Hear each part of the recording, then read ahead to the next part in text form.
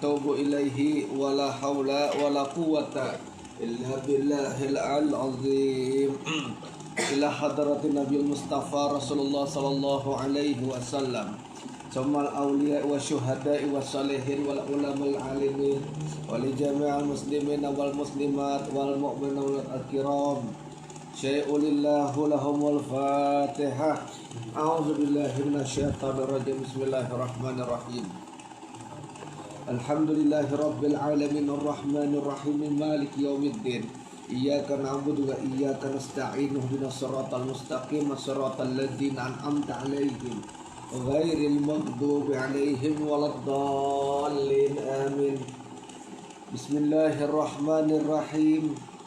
Alhamdulillahi rabbil alamin wa afdalu salati wa atamu taslim ala sayyidina wa maulana Muhammadin wa ala alihi wa sahbihi ajma'in. Rabbi shrah li sadri wa yassir li amri wahlul 'uqdatan bil lisani yafqahu qawli. Subhanaka la ilma lana illa ma 'allamtana innaka antal alimul hakim. Wala haula wala quwata illa billahil azim. Allahumma akhrijna min zulumatil wahmi wa akrimna bi nuril fahmi waftah alaina bi ma'rifatil ilmi wa sahhil akhlaqana bil hilm waj'alna mimman yastami'una qawla fayattabi'una ahsana. Allahumma ati nufusana taqwaha wa zakkiha anta khairu man zakkaha anta waliyuha wa maulaha. Allahumma arinal haqqa haqqa warzuqna tiba'ah wa arinal batila batila warzuqna jatinabah. Allahumma anfa'na bima 'allamtana wa 'allimna ma yanfa'una wajidna ilma wa huda. Amma ba'du. Alhamdulillah, marilah kita bersama-sama memanjatkan puji dan syukur kehadirat Allah Subhanahu wa taala, di mana pada malam hari ini kita dapat bersama-sama berkumpul di majelis yang penuh dengan berkah ini, yaitu majelis taklim Riyadul Jannah. Walaupun hari hujan ya kalau tapi kita yakin bahwa ketika mana hujan turun itu rahmat, dan bahkan di antara waktu dikabulakannya doa itu adalah ketika mana hujan itu turun ya kalau apalagi hujan itu malam Jumat guna ya kalau orang kalau ada 11 hadis, bayangkan 11 hadis yang menjelaskan tentang keutamaan daripada hujan malam Jumat. Dan apabila kita membacakan daripada bacaan Fatihah 4 ditambah dengan bacaan Ayatul Kursi, lalu kita tiupkan kepada air yang kita bacakan pada hujan malam Jumat, maka ada 11 hadis 11 dalilnya yang sudah kami temukan bahwa air itu menjadi air obat. Nah, jadi kada main-main khasiat air hujan. Dan apabila hujan turun, nazala 'alaiha rahmah, ya kata Allah Ta'ala sedang menurunkan rahmat, maka hujan mudah-mudahan dikabulkan hajat kita. Insya Allah pengajian kita kitab Daqaiqul Akhbar dan juga kitab Sirrul Asrar penuh dengan berkah. Ya kalau ini segala sesuatu itu tergantung masakatnya juga, artinya tingkat kesulitan. Jadi kalau semakin besar tingkat kesulitan itu, maka Allah Subhanahu wa taala juga ya kalau memberikan ganjaran semakin besar juga terhadap masakat. Makanya turun majelis di hari hujan dengan turun majelis di hari tidak hujan itu berbeda ya kah? Berbeda. Dan lebih besar fadilahnya turun di majelis hari hujan. Kenapa? Karena masakat itu kadar kesulitan, tantangan, challenge ya kalau, atau tantangan atau effort yang harus dikeluarkan. Ketika mana kita menghadiri majelis itu di saat hari hujan, itu jauh terlebih besar daripada kita menghadiri majelis dalam bentuk normal. Kita lakukanlah itu sebagai prolog aja ya. Sebagai prolog sekaligus motivasi. Nah, ilahi anta maksudi waridaka matlubi atini mahabbataka wal ma'rifataka. Kita lanjutlah kitab Daqaiqul Akhbar. Cara malaikat maut mengetahui baik buruk orang yang hendak dicabut nyawanya. Apakah orang ini baik? Apakah orang ini buruk? Maka ada trik salah, ada cara, ada alamat guna, ada tanda-tanda yang dipakai sebagai indikator oleh malaikat maut untuk mengetahui rehanai. Apakah orang ini termasuk orang yang dicabut nyawanya secara baik, ataukah orang ini termasuk dicabut nyawanya secara buruk? Ada indikatornya. Al-Imam Abu Lais radhiyallahu an menyebutkan, ini maksudnya Imam Abu Lais Samarkandi. Beliau penulis kitab Tanbihul Ghafilin. Ada satu kitab Tanbihul Ghafilin, peringatan bagi orang-orang yang lupa. Nah, mudah-mudahan rezeki di majelis kita ada membaca kitab ini. Sidin menyebutkan telah turun 2 tetes dari bawah arasy di atas nama yang mempunyai tetes itu. Salah satu di antara 2 tetes itu berwarna hijau.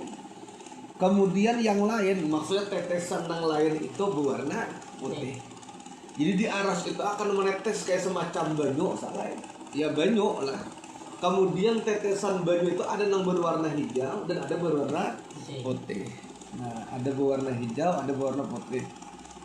Maka ketika yang jatuh tetesan hijau lalu gugur salah ke atas daun yang gugur itu kan ada namanya.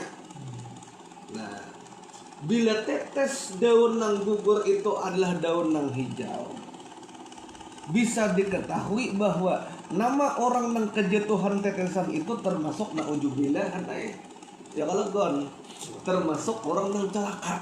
Nah, ya kalau astagfirullah, apa orang-orang celaka. Nah, orang-orang yang celaka ini orang-orang yang dilaknat oleh Allah Subhanahu wa taala. Nah, bukan kekasih Allah. Kalau wali-wali Allah ini ya kalau wali-wali Allah ini kekasih Allah, ya kah? Nah, wali-wali Allah ini orang yang selamat, orang-orang yang dekat dengan Allah, orang-orang yang bersama Allah. Ya kalau ini orang yang celaka, fasik. Dan ketika yang jatuh itu tetesan putih, maka yang dijatuhi adalah orang yang bahagia. Ini kayak ya kalau wali-wali Allah, para nabi, para syuhada, ya kalau orang-orang saleh, ya kalau orang-orang yang beruntung. Jadi di daun itu dijatuhi oleh air tetesan. Nah, ya kalau dijatuhi oleh air tetesan. Nah, sekarang yang air tetesan yang menjatuhi daripada daun itu, apakah warnanya? Bila warnanya itu adalah warna hijau, maka itu tanda bahwa nama orang yang dijatuhi daripada tetesan air tersebut termasuk daripada orang yang celaka. Tapi bila air tetesan itu berwarna putih, nah maka termasuk orang yang selamat, seperti waliullah, para syuhada, orang-orang saleh.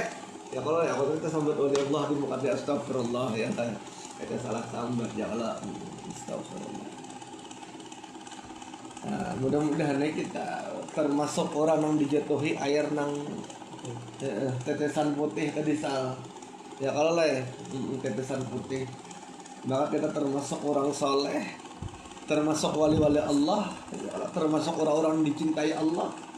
Luar biasa ya kalau para wali-wali Allah ini kita berhiri lawan mereka. Ya kalau nyamannya mereka mendapatkan nikmat yang besar, mendapatkan karunia yang dahsyat, mendapatkan ampunan dari Allah Subhanahu wa taala. Ya kahgon. Nah, luar biasa posisi waliullah.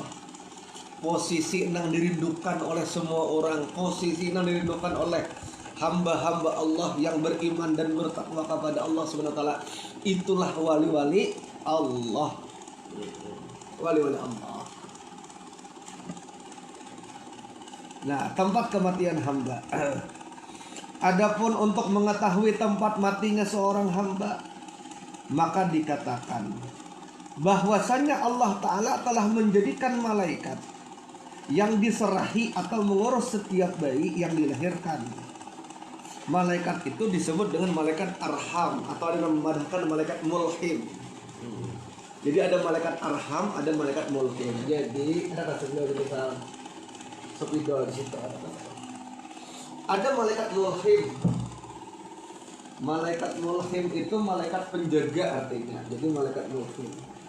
Ketika usia bayi 0, katakan 0 sampai 7 tahun, maka ada malaikat yang menjaganya, yaitu malaikat mulkim.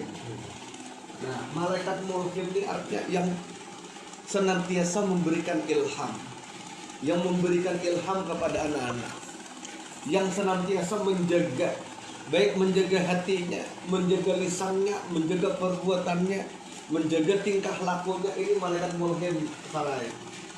Artinya malaikat yang menjaga. Makanya lihat kekanakan pada masa 0 sampai 7 tahun ini adalah merupakan waktu-waktu ya kalau soal tumbuh dan berkembangnya seorang anak. Nah, ini bujur-bujur bunan, apalagi amang kuku namang Eko di rumah ya kalau.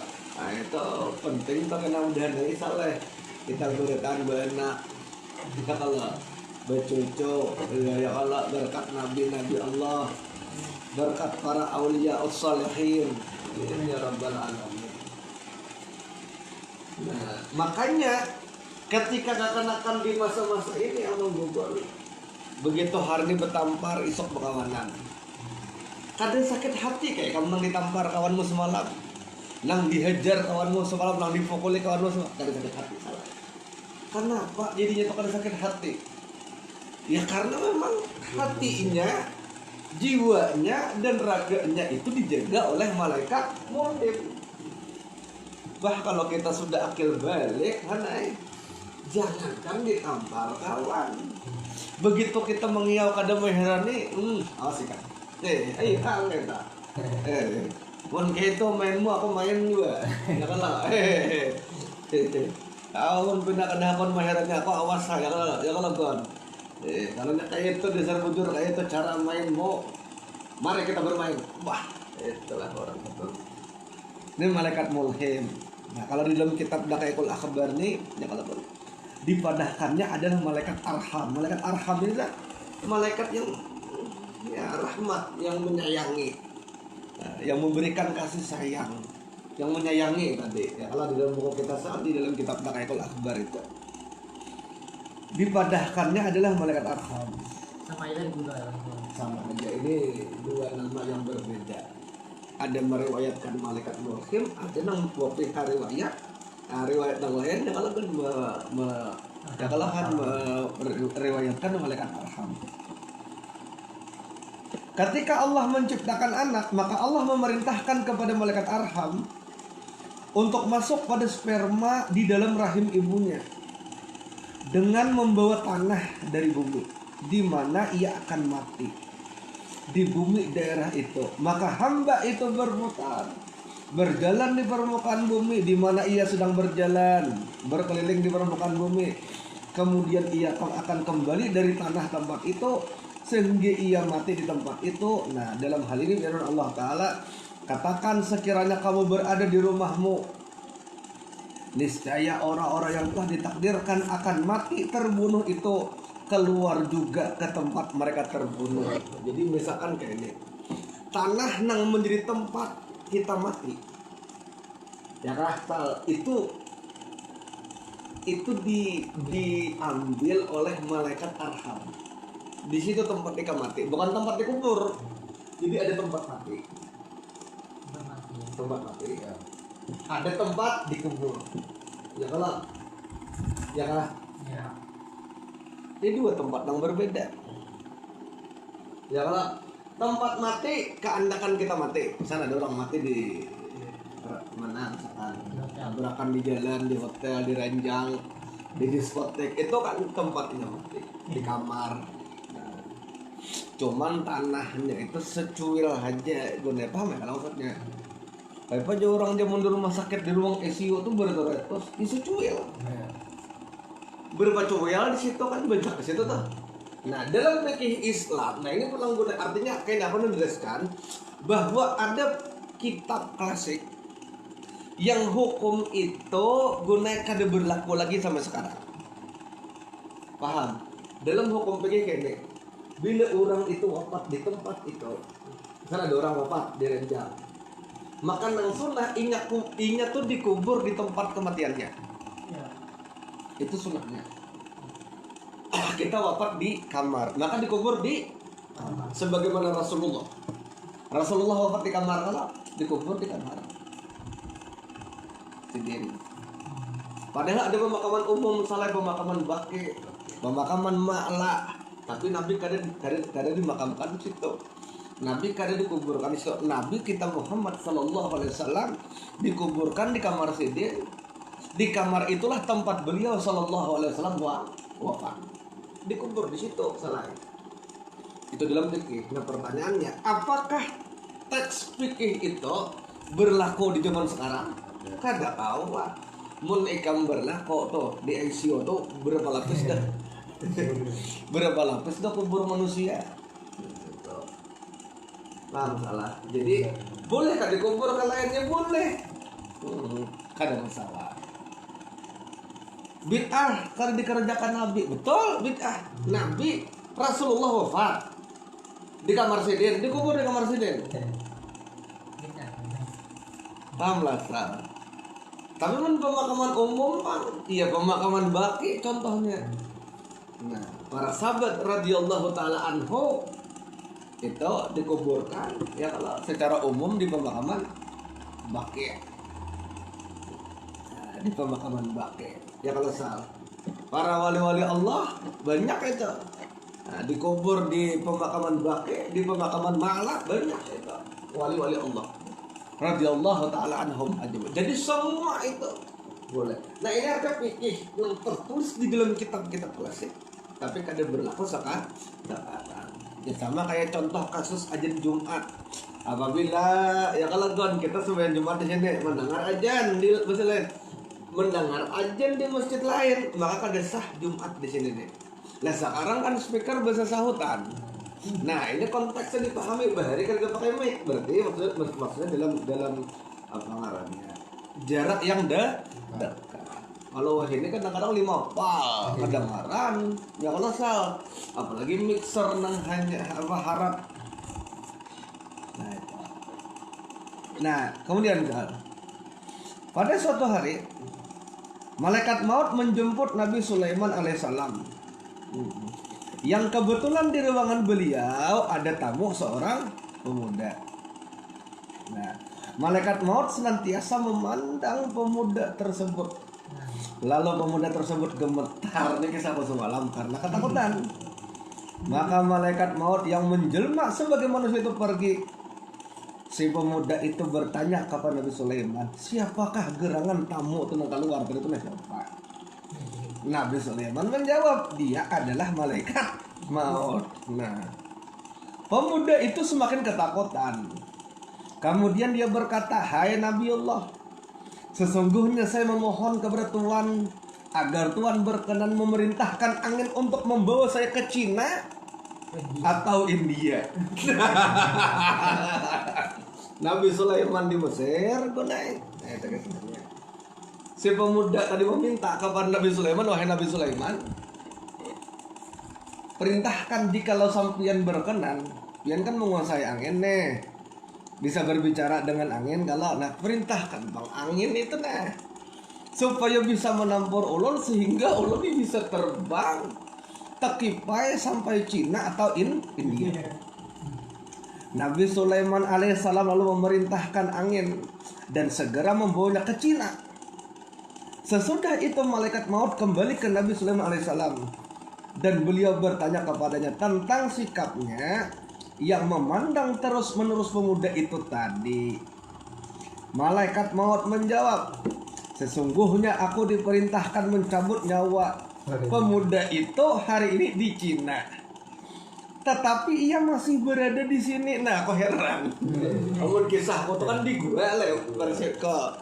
Jadi itu malaikat maut, oke kita anggap Cina lah ya Allah. Aku nih bingung di malaikat maut.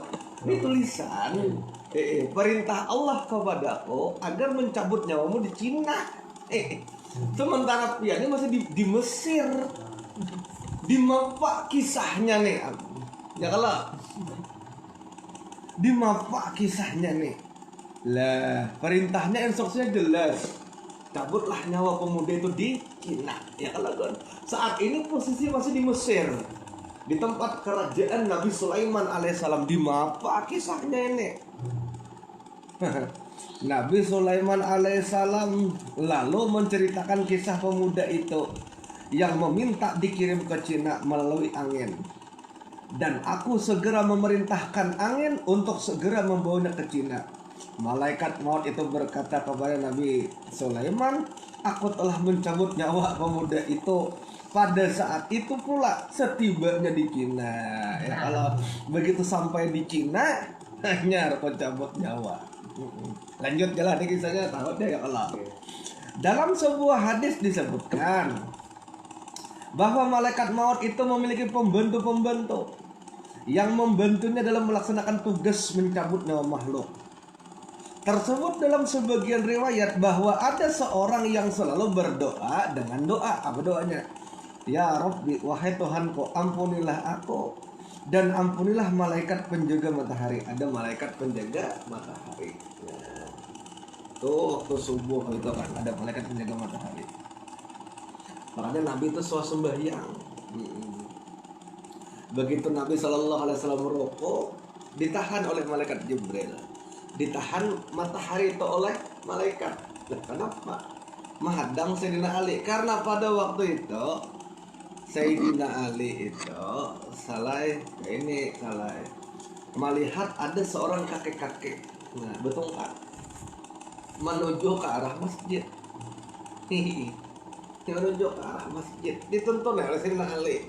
Nah, maka nengaran ke kayu betungkat ini kan lambat berjalan.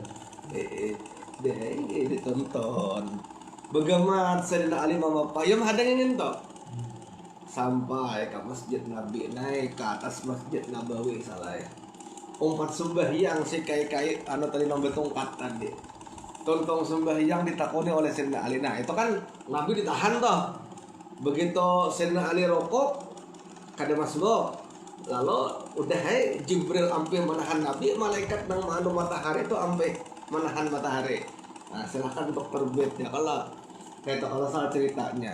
Tontong sembahyang ditakoni oleh Sayyidina Ali kepada kakek-kakek tersebut, wahai kai, pian itu siapa? Ulun iblis. Takajut Sayyidina Ali, udah kataho itu tempeleng dia. Aku maka tunda sembahyang Nabi itu kasihan sampai ditahan nih aja. Sekalinya haram nonton iblis suara. Tapi Sayyidina Ali kenapa ya kamu sembahyang? Bujur juga. Nah kan kayak itu kalau Sayyidina Ali. Kisahnya sebelumnya di kisahnya waktu subuh 3 hari yang lalu aku menggagalkan orang sembahyang ke masjid. Ada orang ke masjid, lalu sampai di tengah jalan kutunjul orang itu hingga tercabur ke licak, ke bocirin, tercaburnya. Karena tercabur ke licak, karena tercabur ke bocirin, orang ini asalnya niat kuat. Nah, apa ngarannya? Jazam itu kuat. Hendak melaksanakan sembahyang subuh secara berjamaah di masjid, kuat jazamnya. Tapi karena ditunjul oleh malaikat hingga tercabur, akhirnya orang ini kali jadi sembahyang subuh dan inya merasa menyesal banget. Kenapa kada umpat bersubuh bersama Nabi? Gara-gara sesalan si manusia ini bukan malah dapat dosa oleh Allah ampuni dosa-dosa seluruh orang yang hendak ke masjid ini. Bayangkan, walaupun kada jadi ke masjid salah ya. Tapi karena niatnya kuat bahwa aku ini hendak ke masjid. Jikalau seandainya kada calobok dapat dibocirin tadi ke masjid sendiri sembahyang beribadah. Hari kedua ujar iblis orang yang sama aku tunjul lagi diampuni pula. Jadi iblis mental 3 kali bangkrut. Baik tonton biar kali ke masjid. Jadi dosanya kada diampuni artinya masih berdosa. Marahnya bapak sembahyang subuh tak mending dua sedikit penjat iblis.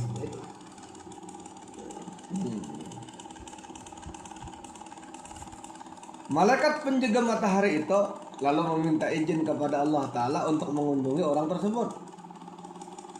Ya Allah ampunilah aku dan ampunilah malaikat penjaga. Gara-gara senyum doa itu kalau didengarlah oleh malaikat penjaga matahari. Nah, lalu ujar malaikat penjaga matahari, Sidin meminta izin kepada Allah untuk apa ngarannya mengunjungi orang itu. Ketika malaikat penjaga matahari itu turun kepada orang tersebut, terus berkata kepadanya, engkau selalu mendoakan aku dan sekarang apa keperluanmu? Napa hajatmu? Kau mendoakan aku terus bang, napa hajatmu? Orang itu menjawab, saya ingin engkau membawa aku ke tempatmu saja. Dan saya ingin engkau menanyakan kepada malaikat maut tentang ajal saya.